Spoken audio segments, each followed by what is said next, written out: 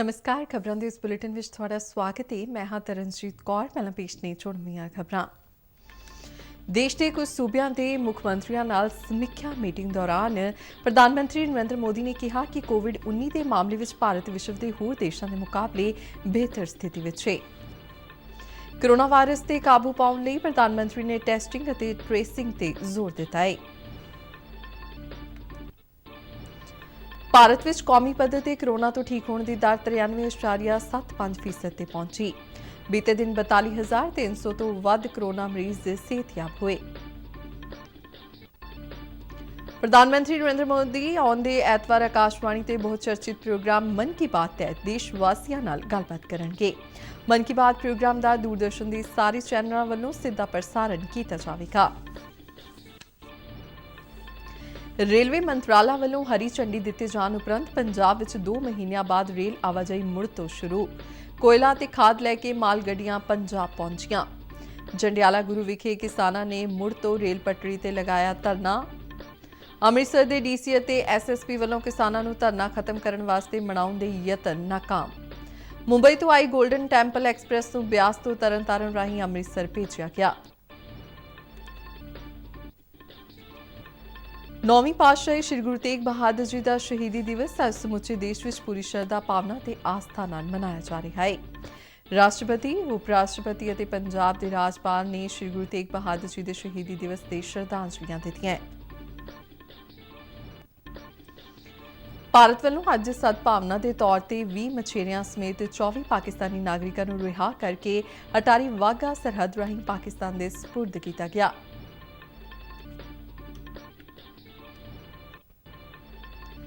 ਤੇ ਲੁਧਿਆਣਾ ਦੇ ਮਯੂਰ ਵਿਹਾਰ ਇਲਾਕੇ ਵਿੱਚ ਇੱਕ ਵਿਅਕਤੀ ਵੱਲੋਂ ਤੇਜ਼ਧਾਰ ਹਥਿਆਰ ਨਾਲ ਪਤਨੀ, ਪੁੱਤਰ, ਨੂੰਹ ਤੇ 13 ਸਾਲਾਂ ਪੋਤਰੇ ਦਾ ਕਤਲ। ਤੇ ਹੁਣ ਖਬਰਾਂ ਵਿਸਥਾਰ ਨਾਲ। ਕੋਰੋਨਾ ਵਾਇਰਸ ਤੇ ਕਾਬੂ ਪਾਉਣ ਲਈ ਪ੍ਰਧਾਨ ਮੰਤਰੀ ਨਰਿੰਦਰ ਮੋਦੀ ਨੇ ਟੈਸਟਿੰਗ ਅਤੇ ਟ੍ਰੇਸਿੰਗ ਤੇ ਜ਼ੋਰ ਦਿੱਤਾ ਹੈ। ਅੱਜ ਦੇਸ਼ ਦੇ ਕੁਝ ਸੂਬਿਆਂ ਦੇ ਮੁੱਖ ਮੰਤਰੀਆਂ ਨਾਲ ਸਮੀਖਿਆ ਮੀਟਿੰਗ ਦੌਰਾਨ ਪ੍ਰਧਾਨ ਮੰਤਰੀ ਨੇ ਕਿਹਾ ਕਿ ਕੋਵਿਡ-19 ਦੇ ਮਾਮਲੇ ਵਿੱਚ ਭਾਰਤ ਵਿਸ਼ਵ ਦੇ ਹੋਰ ਦੇਸ਼ਾਂ ਦੇ ਮੁਕਾਬਲੇ ਬਿਹਤਰ ਸਥਿਤੀ ਵਿੱਚ ਹੈ। ਉਨ੍ਹਾਂ ਕਿਹਾ ਕਿ ਭਾਰਤ ਵਿੱਚ ਕੋਰੋਨਾ ਤੋਂ ਠੀਕ ਹੋਣ ਦੀ ਦਰ ਵਿੱਚ ਲਗਾਤਾਰ ਸੁਧਾਰ ਹੋ ਰਿਹਾ ਹੈ। ਪ੍ਰਧਾਨ ਮੰਤਰੀ ਨੇ ਕਿਹਾ ਕਿ ਸਾਡਾ ਟੀਚਾ ਕੋਰੋਨਾ ਦੀ ਮੌਤ ਦਰ 1% ਤੇ ਲੈ ਕੇ ਜਾਣ ਦਾ ਹੈ। ਉਨ੍ਹਾਂ ਜ਼ੋਰ ਦੇ ਕੇ ਕਿਹਾ ਕਿ ਕੋਵਿਡ ਦੇ ਮਾਮਲੇ ਵਿੱਚ ਕਿਸੇ ਵੀ ਤਰ੍ਹਾਂ ਦੀ ਢਿੱਲ ਦੀ ਗੁੰਜਾਇਸ਼ ਨਹੀਂ ਹੈ। ਪ੍ਰਧਾਨ ਮੰਤਰੀ ਨੇ ਕਿਹਾ ਕਿ ਲੋਕ ਹੁਣ ਕੋਵਿਡ ਨੂੰ ਹਲਕੇ ਵਿੱਚ ਲੈ ਰਹੇ ਨੇ, ਜੋ ਬਿਲकुल भी ठीक नहीं है।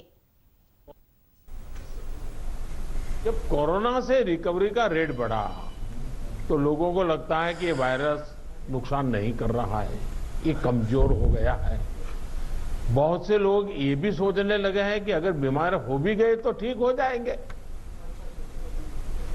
इस वजह से लापरवाही का ये स्टेज बहुत बड़ा व्यापक हो गया है और इसलिए मैंने हमारे त्योहारों की शुरुआत में ही स्पेशली राष्ट्र के नाम संदेश दे करके सबको हाथ जोड़ करके प्रार्थना की थी कि भाई ढिलाई मत बरतिए, क्योंकि कोई वैक्सीन नहीं है, दवाई नहीं है, हमारे पास एक ही रास्ता बचा है, हम हर एक को कैसे अपने अपने आप बचाएं।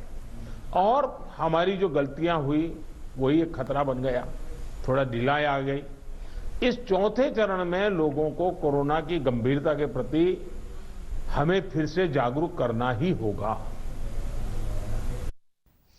ਕੋਵਿਡ ਵੈਕਸੀਨ ਬਾਰੇ ਚਰਚਾ ਕਰਦਿਆਂ ਉਨ੍ਹਾਂ ਕਿਹਾ ਕਿ ਇਸ ਬਾਰੇ ਸੂਬਿਆਂ ਦੇ ਸੁਝਾਵਾਂ ਦਾ ਸਵਾਗਤ ਹੈ। ਪ੍ਰਧਾਨ ਮੰਤਰੀ ਨੇ ਕਿਹਾ ਕਿ ਕੋਰੋਨਾ ਵੈਕਸੀਨ ਦੀ ਵੰਡ ਦੀ ਯੋਜਨਾ ਸੂਬਿਆਂ ਨਾਲ ਰਲ ਕੇ ਬਣਾਈ ਜਾਵੇਗੀ। ਉਨ੍ਹਾਂ ਕਿਹਾ ਕਿ ਵੈਕਸੀਨ ਆਉਣ ਤੋਂ ਬਾਅਦ ਵੀ ਸਾਡੀ ਕੋਸ਼ਿਸ਼ ਹੋਵੇਗੀ ਕਿ ਇਹ ਵੈਕਸੀਨ ਛੇਤੀ ਤੋਂ ਛੇਤੀ ਹਰ ਇੱਕ ਨੂੰ ਉਪਲਬਧ ਹੋਵੇ। ਪ੍ਰਧਾਨ ਮੰਤਰੀ ਨੇ ਦੱਸਿਆ ਕਿ ਪੀਐਮ ਕੇਅਰਸ ਫੰਡ ਵਿੱਚੋਂ ਆਕਸੀਜਨ ਅਤੇ ਵੈਂਟੀਲੇਟਰ ਦੀ ਉਪਲਬਧਤਾ ਤੇ ਜ਼ੋਰ ਦਿੱਤਾ ਜਾ ਰਿਹਾ ਹੈ। कोरोना के खिलाफ अपनी लड़ाई में हमने शुरुआत से ही एक एक देशवासी का जीवन बचाने को सर्वोच्च प्राथमिकता दी है। अब वैक्सीन आने के बाद भी हमारी प्राथमिकता यही होगी कि सभी तक कोरोना की वैक्सीन पहुंचे, उसमें तो कोई विवाद हो ही नहीं सकता है। लेकिन कोरोना की वैक्सीन से जुड़े भारत का अभियान अपने हर नागरिक के लिए एक प्रकार से नेशनल कमिटमेंट की तरह है। इतना बड़ा टीकाकरण अभियान स्मूथ हो, सिस्टमेटिक हो और सस्टेन हो, ये लंबा चलने वाला है।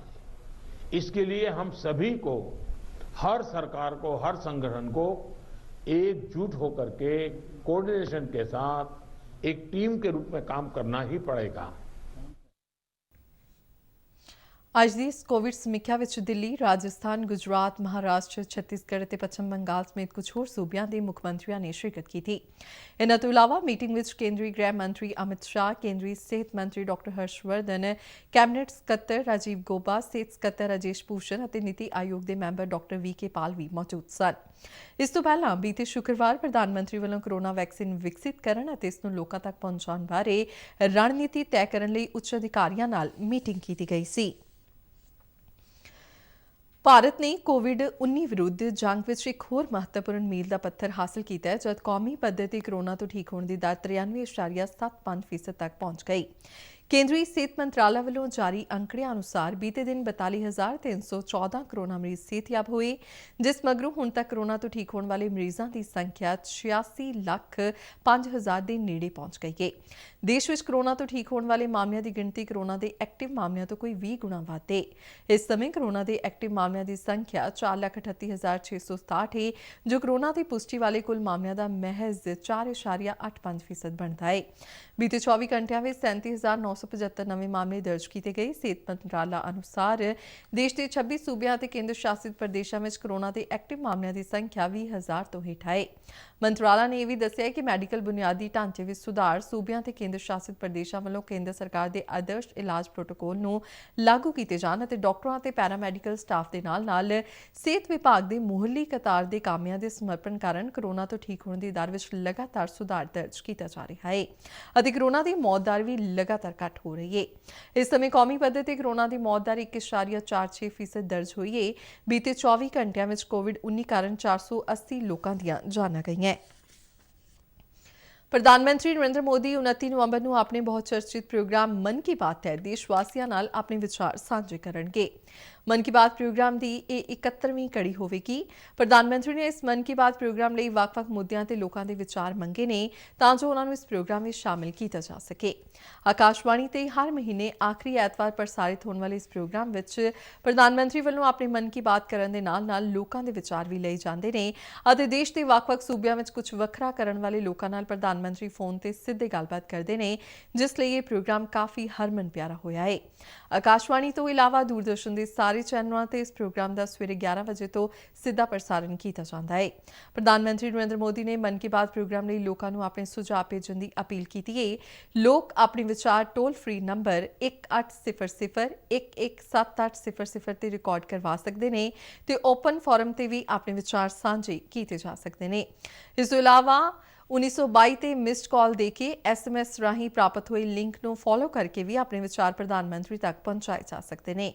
ਦੇਸ਼ ਦੇ ਨਾਗਰਿਕ ਆਪਣੇ ਵਿਚਾਰ 25 ਨਵੰਬਰ ਬੁੱਧਵਾਰ ਤੱਕ ਭੇਜ ਸਕਦੇ ਨੇ। 2 ਦਿਨਾਂ ਆਲ ਇੰਡੀਆ ਪ੍ਰੀਜ਼ਾਈਡਿੰਗ ਅਧਿਕਾਰੀਆਂ ਦੀ ਕਾਨਫਰੰਸ ਭਲਕ ਤੋਂ ਗੁਜਰਾਤ ਦੇ ਕੇਵੜੀਆ ਵਿੱਚ ਆਯੋਜਿਤ ਕੀਤੀ ਜਾ ਰਹੀ ਹੈ। ਰਾਸ਼ਟਰਪਤੀ ਰਾਮਨਾਥ ਕੋਵਿੰਦ ਇਸ ਕਾਨਫਰੰਸ ਦਾ ਉਦਘਾਟਨ ਕਰਨਗੇ ਤੇ ਪ੍ਰਧਾਨ ਮੰਤਰੀ ਨਰਿੰਦਰ ਮੋਦੀ ਅਗਲੇ ਦਿਨ 26 ਨਵੰਬਰ ਨੂੰ ਇਸ ਦੇ ਸਮਾਪਤੀ ਸਮਾਰੋਹ ਦੀ ਪ੍ਰਧਾਨਗੀ ਕਰਨਗੇ। 26 ਨਵੰਬਰ ਨੂੰ ਸੰਵਿਧਾਨ ਦਿਵਸ ਵਜੋਂ ਮਨਾਇਆ ਜਾਂਦਾ ਹੈ। ਇਸ 2 ਦਿਨਾਂ ਕਾਨਫਰੰਸ ਬਾਰੇ ਅੱਜ ਨਵੀਂ ਦਿੱਲੀ ਵਿੱਚ ਮੀਡੀਆ ਨੂੰ ਜਾਣਕਾਰੀ ਦਿੰਦਿਆਂ ਲੋਕ ਸਭਾ ਦੇ ਸਪੀਕਰ ਓਮ ਬਿਰਲਾ ਨੇ ਕਿਹਾ ਕਿ ਇਸ ਕਾਨਫਰੰਸ ਨਾਲ ਸਾਰੇ ਹੀ ਪ੍ਰੀਜ਼ਾਈਡਿੰਗ ਅਧਿਕਾਰੀਆਂ ਤੇ ਹੋਰਨਾਂ ਨੂੰ ਰਾਸ਼ਟਰਪਤੀ, ਉਪ ਰਾਸ਼ਟਰਪਤੀ ਅਤੇ ਪ੍ਰਧਾਨ ਮੰਤਰੀ ਤੋਂ ਸੇਧ ਮਿਲੇਗੀ।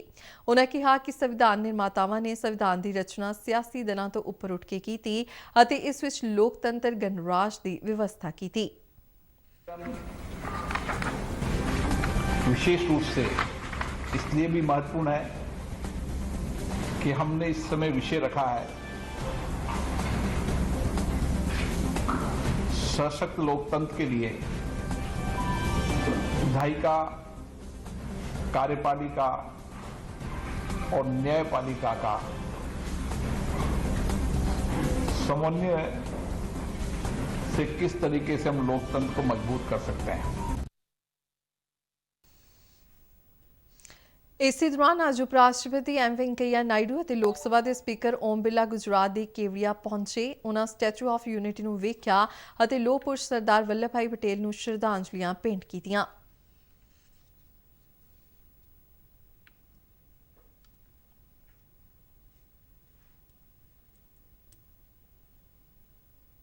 ਰੇਲਵੇ ਵਿਭਾਗ ਵੱਲੋਂ ਕੱਲ੍ਹ ਤੋਂ ਪੰਜਾਬ ਵਿੱਚ ਰੇਲ ਸੇਵਾਵਾਂ ਬਹਾਲ ਕਰ ਦਿੱਤੀਆਂ ਗਈਆਂ ਸਨ, ਜਿਸ ਤੋਂ ਬਾਅਦ ਰੇਲ ਗੱਡੀਆਂ ਦੀ ਆਵਾਜਾਈ ਮੁੜ ਤੋਂ ਸ਼ੁਰੂ ਹੋ ਗਈ। ਕੱਲ੍ਹ ਦੁਪਹਿਰ ਕੋਇਲਾ ਤੇ ਖਾਦ ਲੈ ਕੇ ਰੇਲ ਗੱਡੀਆਂ ਪੰਜਾਬ ਪਹੁੰਚੀਆਂ ਤੇ ਦੇਰ ਸ਼ਾਮ ਮੁਸਾਫਿਰ ਗੱਡੀਆਂ ਵੀ ਸੂਬੇ ਵਿੱਚ ਦਾਖਲ ਹੋਈਆਂ। ਅੱਜ ਤੋਂ ਰੇਲ ਗੱਡੀਆਂ ਰਾਹੀਂ ਦੂਜੇ ਸੂਬਿਆਂ ਲਈ ਅਨਾਜ ਦੀ ਢੋਆ ਢੁਆਈ ਵੀ ਸ਼ੁਰੂ ਹੋ ਗਈ। ਸੂਬੇ ਵਿੱਚ ਰੇਲ ਸੇਵਾਵਾਂ ਮੁੱਖ ਮੰਤਰੀ ਵੱਲੋਂ ਅੰਦੋਲਨਕਾਰੀ ਕਿਸਾਨਾਂ ਦੀ ਤਰਫੋਂ ਰੇਲ ਟਰੈਕ ਖਾਲੀ ਕਰਨ ਬਾਰੇ ਭਾਰਤ ਸਰਕਾਰ ਨੂੰ ਸੂਚਨਾ ਦਿੱਤੇ ਜਾਣ ਤੋਂ ਬਾਅਦ ਹੀ ਬਹਾਲ ਕੀਤੀਆਂ ਗਈਆਂ। ਪਰ ਅਜੇ ਵੀ ਕੁਝ ਥਾਈਂ ਕਿਸਾਨ ਰੇਲ ਪਟੜੀਆਂ ਤੇ ਬੈਠੇ ਨੇ, ਜਿਸ ਨਾਲ ਪ੍ਰਸ਼ਾਸਨ ਪੱਬਾ ਭਾਰ ਰਿਹਾ।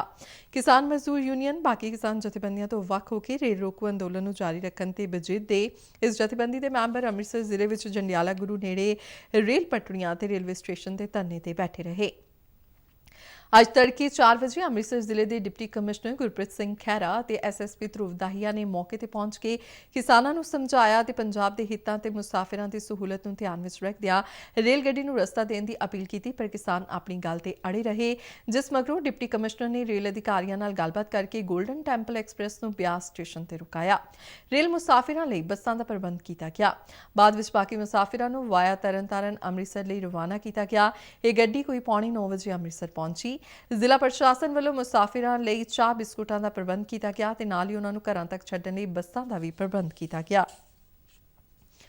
9ਵੀਂ ਪਾਤਸ਼ਾਹੀ ਸ੍ਰੀ ਗੁਰੂ ਤੇਗ ਬਹਾਦਰ ਜੀ ਦਾ ਸ਼ਹੀਦੀ ਦਿਵਸ ਅੱਜ ਸਮੁੱਚੇ ਦੇਸ਼ ਵਿੱਚ ਪੂਰੀ ਸ਼ਰਧਾ ਭਾਵਨਾ ਤੇ ਆਸਥਾ ਨਾਲ ਮਨਾਇਆ ਜਾ ਰਿਹਾ ਹੈ। ਗੁਰੂ ਜੀ ਨੇ ਸੰਨ 1675 ਵਿੱਚ ਅੱਜ ਦੇ ਹੀ ਦਿਨ ਧਰਮ, ਮਨੁੱਖੀ ਕਦਰਾਂ ਕੀਮਤਾਂ, ਆਦਰਸ਼ ਵਿਚਾਰਾਂ ਅਤੇ ਸਿਧਾਂਤਾਂ ਦੀ ਖਾਤਰ ਆਪਣੀ ਸ਼ਹਾਦਤ ਦਿੱਤੀ ਸੀ। ਉਹਨਾਂ ਦੀ ਸ਼ਹਾਦਤ ਨੂੰ ਹਰ ਸਾਲ ਸ਼ਹੀਦੀ ਦਿਹਾੜੇ ਵਜੋਂ ਮਨਾਇਆ ਜਾਂਦਾ ਹੈ। ਰਾਸ਼ਟਰਪਤੀ ਰਾਮਨਾਥ ਕੋਵਿੰਦ ਨੇ ਗੁਰੂ ਤੇਗ ਬਹਾਦਰ ਜੀ ਨੂੰ ਉਹਨਾਂ ਦੇ ਸ਼ਹੀਦੀ ਦਿਹਾੜੇ ਤੇ ਸ਼ਰਧਾਂਜਲੀ ਦਿੰਦਿਆਂ ਕਿਹਾ ਹੈ ਕਿ ਗੁਰੂ ਤੇਗ ਬਹਾਦਰ ਜੀ ਨੇ ਆਸਥਾ, ਵਿਸ਼ਵਾਸ ਅਤੇ ਲੋਕਾਂ ਦੇ ਅਧਿਕਾਰਾਂ ਲਈ ਆਪਣਾ ਮਹਾਨ ਬਲੀਦਾਨ ਦਿੱਤਾ, ਜਿਸ ਲਈ ਉਹਨਾਂ ਨੂੰ ਦੇਸ਼ ਦੇ ਨਾਗਰਿਕ ਹਿੰਦ ਦੀ ਚਾਦਰ ਵਜੋਂ ਯਾਦ ਕਰਦੇ ਨੇ ਤੇ ਪਿਆਰ ਤੇ ਮਾਣ ਸਤਿਕਾਰ ਦਿੰਦੇ ਨੇ। ਰਾਸ਼ਟਰਪਤੀ ਨੇ ਕਿਹਾ ਕਿ ਉਹਨਾਂ ਦਾ ਮਹਾਨ ਬਲੀਦਾਨ ਸਾਨੂੰ ਮਨੁੱਖਤਾ ਦੀ ਸੱਚੀ ਭਾਵਨਾ ਨਾਲ ਸੇਵਾ ਕਰਨ ਲਈ ਹਮੇਸ਼ਾ ਪ੍ਰੇਰਨਾ ਦਿੰਦਾ ਰਹੇਗਾ। ਸ਼੍ਰੀ ਕੋਵਿੰਦ ਨੇ ਕਿਹਾ ਕਿ ਗੁਰੂ ਜੀ ਦੀਆਂ ਸਿੱਖਿਆਵਾਂ ਅਤੇ ਉਹਨਾਂ ਵੱਲੋਂ ਕੀਤੇ ਗਏ ਕੰਮ ਸਾਡੇ ਸਾਰਿਆਂ ਲਈ ਪਿਆਰ ਅਤੇ ਦੇਸ਼ ਭਗਤੀ ਦਾ ਜਜ਼ਬਾ ਪੈਦਾ ਕਰਦਾ ਰਹੇਗਾ। ਉਪ ਰਾਸ਼ਟਰਪਤੀ ਐਮ ਵੈਂਕਈਆ ਨਾਇਡੂ ਨੇ ਵੀ ਸ਼੍ਰੀ ਗੁਰੂ ਤੇਗ ਬਹਾਦਰ ਜੀ ਦੇ ਸ਼ਹੀਦੀ ਦਿਵਸ ਤੇ ਸ਼ਰਧਾਂਜਲੀਆਂ ਦਿੱਤੀਆਂ ਨੇ। ਆਪਣੇ ਟਵੀਟ ਵਿੱਚ ਉਹਨਾਂ ਕਿਹਾ ਕਿ ਗੁਰੂ ਜੀ ਨੇ ਨਿਰਸਵਾਰਥ ਸਮਾਜ ਦੀ ਸੇਵਾ ਕੀਤੀ ਅਤੇ ਸ਼ਾਂਤੀ ਅਤੇ ਵਿਸ਼ਵ ਭਾਈਚਾਰੇ ਦਾ ਸੁਨੇਹਾ ਫੈਲਾਇਆ। ਉਪ ਰਾਸ਼ਟਰਪਤੀ ਨੇ ਕਿਹਾ ਕਿ ਮਨੁੱਖੀ ਅਧਿਕਾਰਾਂ ਦੀ ਰਾਖੀ ਲਈ ਗੁਰੂ ਤੇਗ ਬਹਾਦਰ ਜੀ ਦਾ ਪਰਮ ਬਲੀਦਾਨ ਆਉਣ ਵਾਲੀਆਂ ਪੀੜ੍ਹੀਆਂ ਨੂੰ ਹਮੇਸ਼ਾ ਹੀ ਪ੍ਰੇਰਨਾ ਦਿੰਦਾ ਰਹੇਗਾ। ਪੰਜਾਬ ਦੇ ਰਾਜਪਾਲ ਵੀਪੀ ਸਿੰਘ ਬਦਨੌਰ ਨੇ ਟਵੀਟ ਰਾਹੀਂ ਗੁਰੂ ਜੀ ਦੇ ਬਲੀਦਾਨ ਨੂੰ ਸਤਿਕਾਰ ਭੇਂਟ ਕਰਦਿਆਂ ਕਿਹਾ ਕਿ ਉਹਨਾਂ ਮਾਨਵਤਾ ਦੀ ਰੱਖਿਆ ਲਈ ਆਪਣਾ ਬਲੀਦਾਨ ਦਿੱਤਾ ਹੈ। ਰਾਜਪਾਲ ਨੇ ਕਿਹਾ ਕਿ ਗੁਰੂ ਜੀ ਦੀਆਂ ਸਿੱਖਿਆਵਾਂ ਤੇ ਉਹਨਾਂ ਦੀ ਦਲੇਰੀ ਦਾ ਸਾਕਾ ਆਉਣ ਵਾਲੀਆਂ ਪੀੜ੍ਹੀਆਂ ਨੂੰ ਪ੍ਰੇਰਿਤ ਕਰਦਾ ਰਹੇਗਾ। ਭਾਰਤ ਵੱਲੋਂ ਅੱਜ ਸਦਭਾਵਨਾ ਦੇ ਤੌਰ ਤੇ 20 ਮਛੇਰਿਆਂ ਸਮੇਤ 24 ਪਾਕਿਸਤਾਨੀ ਨਾਗਰਿਕਾਂ ਨੂੰ ਰਿਹਾ ਕਰ ਦਿੱਤਾ ਗਿਆ ਹੈ। ਇਹਨਾਂ ਵਿੱਚ ਗੁਜਰਾਤ ਦੀ ਕੱਚ ਜੇਲ੍ਹ ਵਿੱਚ ਕੈਦ 20 ਮਛੇਰੇ ਤੇ ਇੱਕ 16 ਸਾਲਾ ਨਾਬਾਲਗ ਸਮੇਤ 4 ਪਾਕਿਸਤਾਨੀ ਨਾਗਰਿਕ ਸ਼ਾਮਿਲ ਹਨ। ਇਹਨਾਂ ਸਾਰਿਆਂ ਨੂੰ ਅੱਜ ਬਾਅਦ ਦੁਪਹਿਰ BSF ਦੇ ਅਧਿਕਾਰੀਆਂ ਵੱਲੋਂ ਅਟਾਰੀ ਵਾਘਾ ਸਰਹੱਦੀ ਜ਼ੀਰੋ ਲਾਈਨ ਤੇ ਪਾਕਿਸਤਾਨੀ ਰੇਂਜਰਾਂ ਦੇ ਹਵਾਲੇ ਕੀਤਾ ਗਿਆ। ਗੁਜਰਾਤ ਦੀ ਕੱਚ ਜੇਲ੍ਹ ਵਿੱਚੋਂ ਸਜ਼ਾ ਪੂਰੀ ਕਰ ਵਤਨ ਪਰਤ ਰਹੇ ਮਛੇਰਿਆਂ ਨੇ ਦੱਸਿਆ ਕਿ ਉਹ ਪਾਕਿਸਤਾਨ ਦੇ ਸਮੁੰਦਰ ਵਿੱਚ ਮੱਛੀਆਂ ਫੜਦੇ ਸਮੇਂ ਭੁਲੇਖੇ ਨਾਲ ਭਾਰਤੀ ਖੇਤਰ ਵਿੱਚ ਅੰਦਰ ਦਾਖਲ ਹੋਣ ਤੇ 2016 ਵਿੱਚ ਫੜੇ ਗਏ ਸਨ ਅਤੇ ਸਜ਼ਾ ਮੁਕੰਮਲ ਹੋਣ ਉਪਰੰਤ ਅੱਜ ਉਹਨਾਂ ਨੂੰ ਰਿਹਾ ਕੀਤਾ ਗਿਆ। ਇਹਨਾਂ ਤੋਂ ਇਲਾਵਾ ਰਿਹਾ ਹੋਏ 4 ਹੋਰ ਪਾਕਿਸਤਾਨੀ ਨਾਗਰਿਕਾਂ ਵਿੱਚ ਬਲੋਚਿਸਤਾਨ ਦਾ ਰਹਿਣ ਵਾਲਾ 16 ਵਰ੍ਹਿਆਂ ਦਾ ਹਰਸ਼ੀਉੱਲਾ ਵੀ ਸ਼ਾਮਲ ਸੀ, ਜੋ 1.5 ਸਾਲ ਪਹਿਲਾਂ ਭੁਲੇਖੇ ਨਾਲ ਭਾਰਤੀ ਸਰਹੱਦ ਵਿੱਚ ਦਾਖਲ ਹੋਣ ਤੇ ਗ੍ਰਿਫਤਾਰ ਕੀਤਾ ਗਿਆ ਸੀ ਅਤੇ ਹੁਸ਼ਿਆਰਪੁਰ ਤੇ ਲੁਧਿਆਣਾ ਦੀਆਂ ਜੇਲ੍ਹਾਂ ਵਿੱਚ 1.5 ਸਾਲ ਦੀ ਕੈਦ ਕੱਟਣ ਉਪਰੰਤ ਅੱਜ ਵਤਨ ਵਾਪਸ ਭੇਜਿਆ ਗਿਆ। 3 ਹੋਰ ਪਾਕਿਸਤਾਨੀ ਨਾਗਰਿਕ ਗੈਰ ਕਾਨੂੰਨੀ ਤਰੀਕੇ ਨਾਲ ਭਾਰਤ ਵਿੱਚ ਦਾਖਲ ਹੋਣ ਤੇ ਗ੍ਰਿਫਤਾਰ ਕੀਤੇ ਗਏ ਸਨ ਅਤੇ 4 ਤੋਂ 5 ਸਾਲਾਂ ਦੀ ਸਜ਼ਾ ਕੱਟ ਕੇ ਵਾਪਸ ਭੇਜੇ ਗਏ। ਆਪਣੀ ਘਰ ਵਾਪਸੀ ਤੇ ਬੇਹੱਦ ਖੁਸ਼ ਨਜ਼ਰ ਆ ਰਹੀ ਇਹਨਾਂ ਕੈਦੀਆਂ ਨੇ ਭਾਰਤ ਸਰਕਾਰ ਦਾ ਧੰਨਵਾਦ ਕੀਤਾ ਹੈ ਅਤੇ ਦੋਹਾਂ ਮੁਲਕਾਂ ਦੀਆਂ ਸਰਕਾਰਾਂ ਨੂੰ ਸਜ਼ਾਵਾਂ ਪੂਰੀਆਂ ਕਰ ਚੁੱਕੇ ਇੱਕ ਦੂਜੇ ਦੇ ਕੈਦੀਆਂ ਨੂੰ ਤੁਰੰਤ ਰਿਹਾ ਕਰਨ ਦੀ ਅਪੀਲ ਕੀਤੀ। नसीबुल्ला बलोचिस्तान गलती से आ गया अटारी बॉर्डर से किसी जेल में होशियारपुर, पहले होशियारपुर फिर लुधियाना की जेल 16 साल 4 नहीं तो दोनों सरकार से धन्यवाद करना चाहता हूँ कि बच्चों को छोड़ देना चाहिए थे। नाम बता। सर मेरा नाम मंजूर, पाकिस्तान का हूँ मैं। इधर आया मछली पकड़ने के लिए समंदर में, उधर 20 वालों ने हमारे को पकड़ लिया, ले आए इधर। ਲੁਧਿਆਣਾ ਦੇ ਮਯੂਰ ਵਿਹਾਰ ਇਲਾਕੇ ਵਿੱਚ ਇੱਕ ਵਿਅਕਤੀ ਵੱਲੋਂ ਤੇਜ਼ਧਾਰ ਹਥਿਆਰ ਨਾਲ ਪਤਨੀ, ਪੁੱਤਰ, ਨੂੰਹ ਤੇ 13 ਸਾਲਾ ਪੋਤਰੇ ਦਾ ਕਤਲ ਕਰ ਦਿੱਤਾ ਗਿਆ ਹੈ। पुलिस अधिकारियों मुताबिक राजीव सूद नामी प्रॉपर्टी डीलर परिवार के नजियां का कतल करके फरार हो गया है। दस्सिया जा रहा है कि राजीव सूद का कुड़म अपनी बेटी नाल फोन ते गल करन दी कोशिश कर रहा सी, पर वार-वार असफल रहण ते खुद मयूर विहार विखे अपनी धी दे घर पहुंचा ते अंदर वड़दियां ही उसने खून विच लथपथ अपनी कुड़मनी, धी, जवाई अते दोते दीयां लाशां पईयां देखियां तां उसदे होश उड़ गए। इस व्यक्ति ने इस बारे पुलिस नूं जानकारी दित्ती। पुलिस वालों फोरेंसिक टीम अते सूही कुत्तियां दी मदद नाल घटना दी बरीकी नाल जांच कीती जा रही है। इस दौरान लुधियाना के पुलिस कमिश्नर राकेश अग्रवाल मौके ते पहुंचे। उन्होंने पत्रकारों को दस्सिया कि परिवार के मुखी राजीव सूद वालों लिखिया खुदकुशी पत्र भी मिलिया है, जिस विच उसने खुदकुशी करने की गल आखी है, पर उसने खुदकुशी की या नहीं पर इस बारे अजे पता नहीं लग सकिया। ते इस दे नाल ही खबरों का यह बुलेटिन खत्म हुंदा है। आज्ञा दिओ, नमस्कार।